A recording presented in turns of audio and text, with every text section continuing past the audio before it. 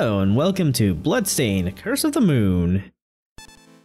This is a Kickstarter backer reward for reaching a certain amount. I think it was like 2 million for the Bloodstained Ritual of the Night game, which is, if you couldn't tell from the title screen, it's basically Castlevania. Koji Igarashi, the main producer on Castlevania, he has since left Konami after being shoved off to the mobile gaming ghetto, and he's picking up where he left off with Bloodstained. And this is a little spin-off game done by Inti Creates of classic Mega Man fame, and it's patterned after classic Castlevania. So for this LP, we're gonna be starting things off on normal mode. And just to make things easier on me for recording, we're going to be playing on casual mode. Veteran mode is what you would expect out of classic Castlevania, where you get knocked back after you're hit. Casual mode removes that, and it also gives you infinite lives, as well as double magic. It's just to make things simpler for me when I'm recording, so I don't have to spend as much time doing that.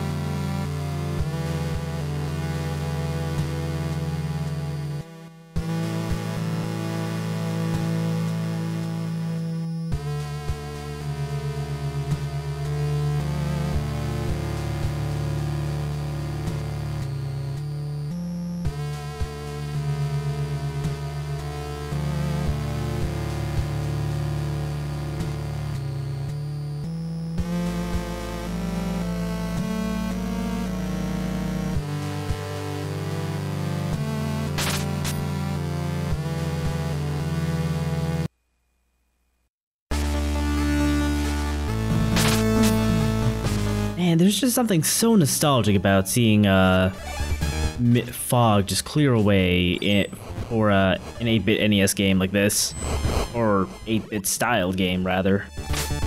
So this is Zangetsu. He's our main character for this game. In Ritual of the Night, he's a supporting character, and he is voiced by David Hayter, which was also a backer reward. He basically just does his Solid Snake voice. I'm sure you all know what that sounds like. Anyway, Zangetsu here is, he's very driven for revenge, and he will stop at nothing to get it against every single demon. That sounds familiar, regarding, Snake anyway. So, if I had to... Zangetsu is most easily compared to, Grant in Castlevania 3 in terms of playstyle. He's the fast, nimble one with a short range. Also, I've been collecting a bunch of potions. Those are... That's your weapon energy, just like how you have hearts to power your sub-weapons in Castlevania. Zangetsu has 3 different sub-weapons. The one we have now, the ball and chain, it's a long whip attack that shoots up at a 45-degree angle. It's basically the axe. He has another one I don't know if we picked it up. I forget what it's actually called. It's sort of like a spell tag kind of thing. But when he throws it down, it creates kind of a sphere of holy energy. Kind of like holy water. Oh, I think they're talismans, actually. That's it. The last one is... I don't think there's a direct analog in Castlevania. It's just a power buff for Zangetsu. Also, hearts in this game actually are health, which is... bizarre, to say the least.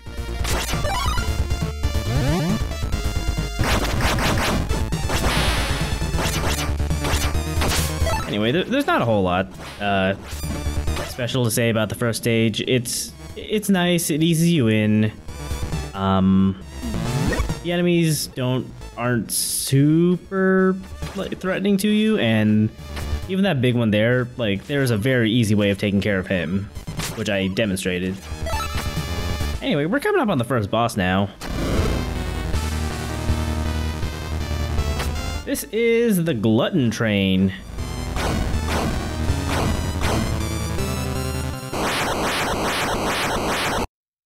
The Glutton Train fuels itself on these piles of coal here. It'll grab piles of coal and drag it towards itself to, you know, power itself. So while it does that, you can just kind of ride the top of the coal piles and just get yourself in range to stab it in the face a bunch. It'll shoot down fire, and then you just gotta dodge it. There's really not a whole lot to say. That there was its desperation attack. Once you defeat the boss, it does one last big attack to try to get you to ruin like a perfect run. To dodge this one, you just gotta hide behind the coal pile. Anyway, when you defeat the boss, Miriam shows up. Miriam is the main character of Ritual of the Night, and she is a shard binder, which means her body is slowly turning into crystal or something along those lines. But she's also able to use those shards in battle to cast magic or something along those lines. It's basically like the souls from the Sorrow games. So, Curse of the Moon is a modernized take on Castlevania 3: Dracula's Curse. So you can switch between party members just like in that game, but it doesn't take a million years to do that. You just gotta press the change buttons. By default, that's L and R. I tend to go with triangle circle for my my swap buttons, just because I like using the R button for sub weapons.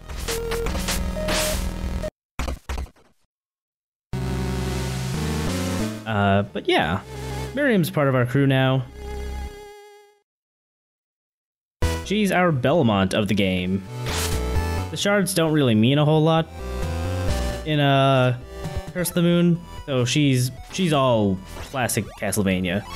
She's got a super long whip, like way longer than like the chain whip in Castlevania, the NES ones at least. She's got the normal dagger. She's also got triple daggers, which are, I guess, are her axe analog. She's got a couple more sub weapons too, but we'll get to those as we find them.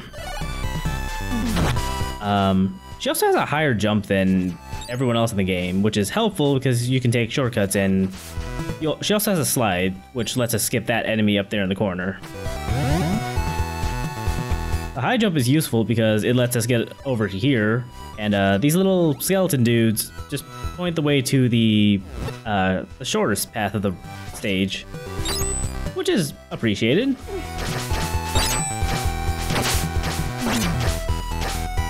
So while we're making our way through this river, I want to mention that the the party system in this game is different from Castlevania 3. Castlevania 3 has everyone share a health bar, but in this game, everyone has their own health bars. So if, let's say, Miriam's getting a little too low on health, you can just switch to Zangetsu for a while until you can find a heart for Miriam.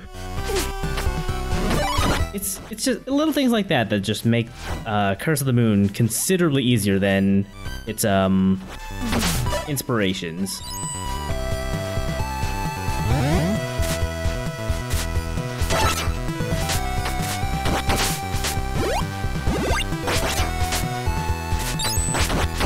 Also, if you've played a Castlevania game, you know exactly how the dagger works and how it's basically the most or the least useful sub-weapon.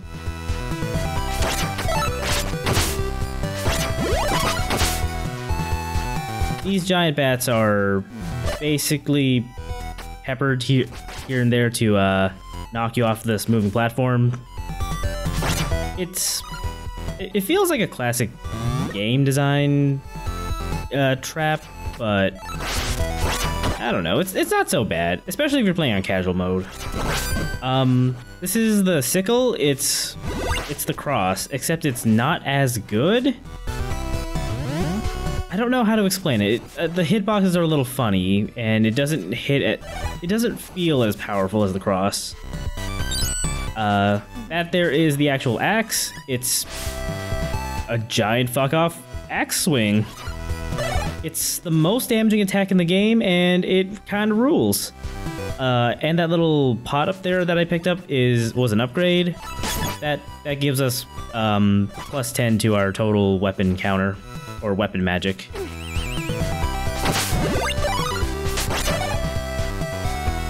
There's one upgrade in every stage. We cannot actually pick up the upgrade for stage 1 at this time. We will we'll get to that in due time. Anyway, this is the second boss. Kind of a pain in the ass. Its name is Folklore, and it controls water. So, Miriam's slide basically means she's the best character to use for this fight, because it means she can approach it safely while it shoots water super low. But be careful not to stand underneath the icicles, because it will drop them on you, and if you can't move, then, you know, you're gonna get skewered. It also has a bubble shield. Just pop the bubbles and make sure it doesn't ram you with them. Not a whole lot to say about it. That's basically it for Folklore. Its final desperation attack is a ram into the wall. I'm not sure of the timing to dodge it, so I never really do it. I don't think desperation attacks can kill you in this game anyway. They certainly couldn't in Rondo of Blood, so